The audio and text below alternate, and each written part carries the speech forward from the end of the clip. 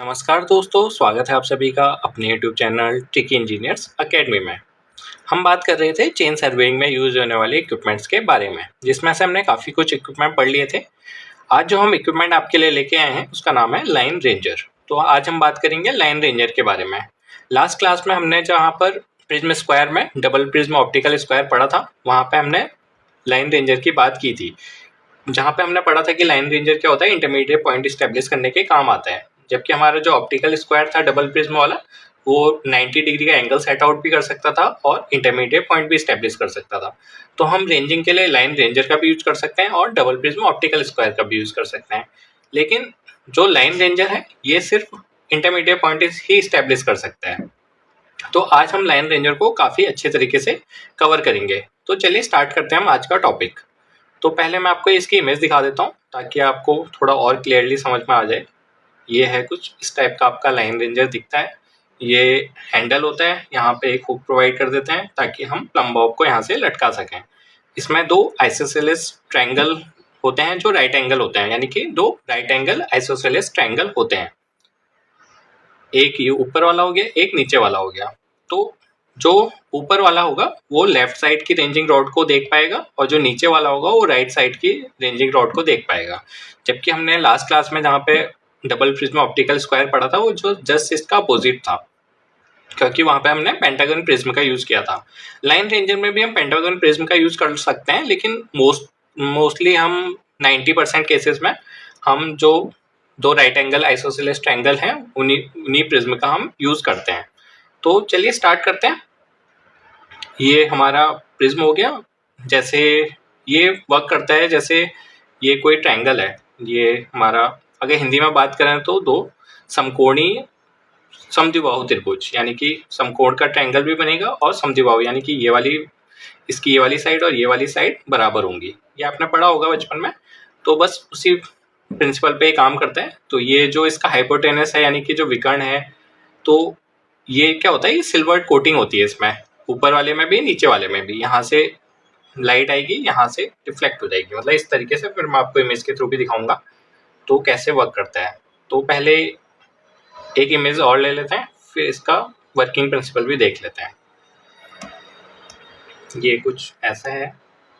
तो पहले आपने क्या करना है, पहले आपने इस जो लाइन रेंजर है इसको अपने हाथ में ऐसे स्टेब्लिश करना है और जो इसका हैंडल है इसमें हमने प्लम बॉब को लटका देना है। तो ये प्लम बॉब लटक गया। तो प्लम बॉब जहाँ पे दिखेगा, ये ग्राउंड पे जहाँ पे मार्क होगा, वही हमारा ए और बी पॉइंट के बीच का पॉइंट हो जाएगा।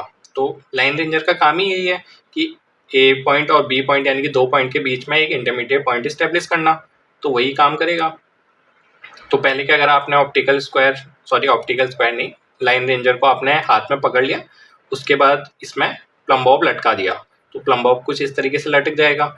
फिर आप क्या करेंगे, जो ए पॉइंट पे जो रेंजिंग रॉड होगी, आपने 3 रेंजिंग रॉड का यूज करना है। एक रेंजिंग रॉड हम यहाँ पे इंसर्ट कर देंगे, एक रेंजिंग रॉड हम यहाँ पे इंसर्ट कर देंगे, यानी कि माना हमने ए पॉइंट पे इंसर्ट किया और बी पॉइंट पे इंसर्ट की। फिर हमने जो लाइन रेंजर है उसमें से देखा, और जो मैंने आपको बताया था ऊपर वाला जो होगा वो लेफ्ट साइड में देखेगा और नीचे वाला होगा वो राइट साइड में देखेगा।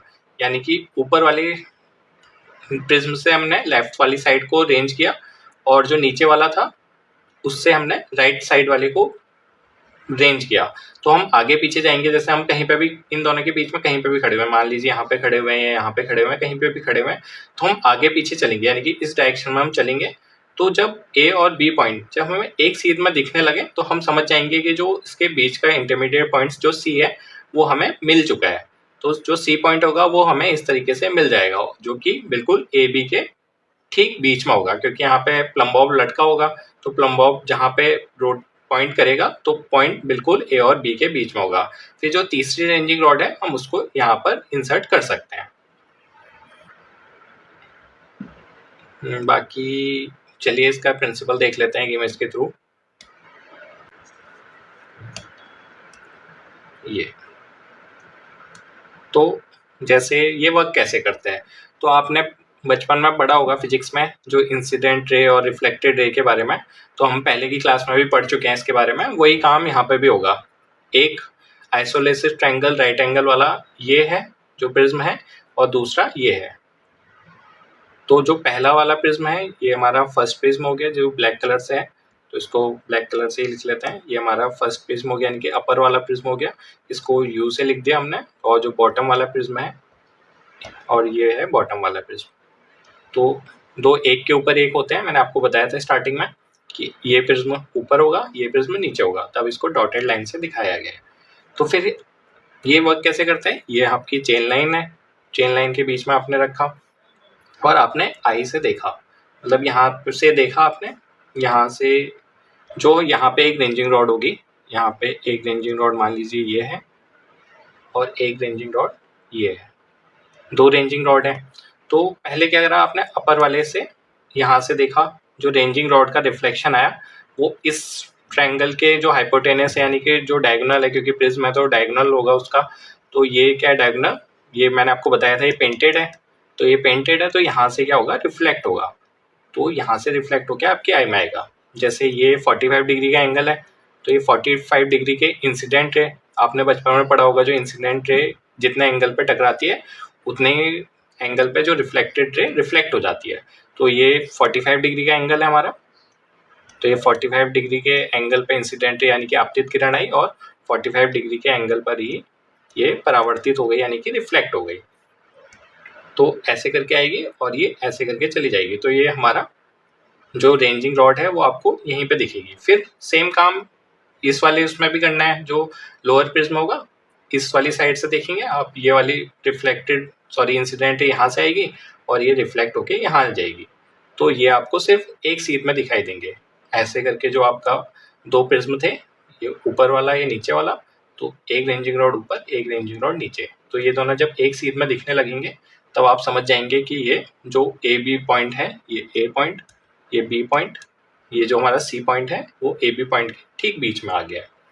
तो आप इसका प्रिंसिपल समझ गए होंगे। बाकी मैंने आपको इस इमेज के थ्रू भी दिखा दिया है, ए पॉइंट ए बी पॉइंट, इसके बीच में हमने सी पॉइंट इस्टेब्लिश कर दिया है। तो लाइन रेंजर का काम ही ये होता है कि इंटरमीडिएट पॉइंट इस्टेब्लिश करना। बाकी इसमें कुछ ऐसा है नहीं जो मैं आपको लिखाऊं, बाकी लिख देते हैं, चलो थोड़ा बहुत लिख लेते हैं। इसमें क्या होते हैं, दो हमारे दो राइट एंगल आइसोसेलेस ट्रायंगल होते हैं, आइसोसेलेस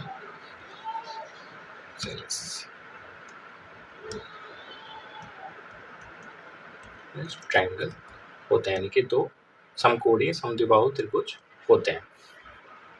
ट्रायंगल प्रिज्म, दो प्रिज्म होते हैं हमारे और एक के ऊपर एक होते हैं प्लेस्ड वन अबव अनदर, ये हम आपको बता चुके थे। बाकी इसमें कुछ नहीं है, और जो इसका जो डायगोनल होगा वो क्या होगा, पेंटेड होगा।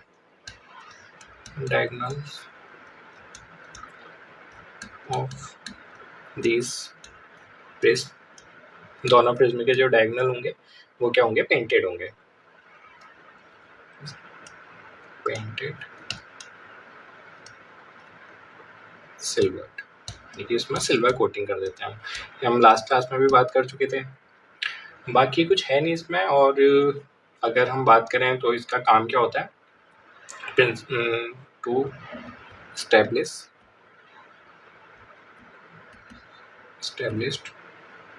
intermediate points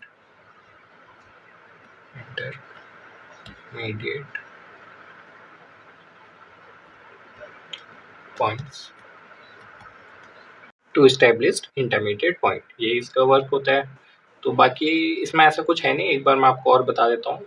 पहले हमने क्या करा, यहाँ पे जो हमारा पॉइंट था, एक रेंजिंग रॉड ए पॉइंट पे इंसर्ट की, एक रेंजिंग रॉड बी पे इंसर्ट की, और जो ए बी जो रेंजिंग जो चेन लाइन है इसके बीच में हमने एक पॉइंट इस्टेब्लिश करना है। अपने हाथ में लाइन रेंजर पकड़ा, फिर लाइन रेंजर हमने कहीं पे भी पकड़ सकते हैं, ए पॉइंट और बी पॉइंट के बीच में, यहाँ पे भी, यहाँ पे भी, यहाँ पे भी, कहीं पे भी आप पकड़ेंगे। फिर उसके बाद इस डायरेक्शन में घूमेंगे आप, यानी कि या तो आगे जाएंगे या तो पीछे आएंगे। तो फिर जब दोनों ये ए रेंजिंग रॉड और बी रेंजिंग रॉड जो आपका जो लाइन रेंजर है इसमें एक सीध में जब दिखने लगेंगे तब आप वहाँ पे रुक जाएंगे, और जो आपका प्लम्ब बॉब जिस लाइन पे टकराएगा वही आपका जो सी पॉइंट है वो इस्टेब्लिश हो जाएगा। बस इसी वक्त पे लाइन रेंजर काम करता है। फिर जब हम डायरेक्ट रेंजिंग, इनडायरेक्ट रेंजिंग जब पढ़ेंगे वहाँ पे भी इसका काम आता है, तो वहाँ पे हमें दोबारा पढ़ने की ज़रूरत नहीं पड़ेगी। मैं आपको बता दूंगा कि हम पहले ही क्लास में हम पढ़ चुके हैं। तो धन्यवाद दोस्तों, आज की क्लास में इतना ही। बाकी बने रहिए हमारे साथ, और अगर आपको हमारी क्लासेस अच्छी लगती हैं तो हमारे चैनल को शेयर कीजिए और सब्सक्राइब कीजिए। Thank you.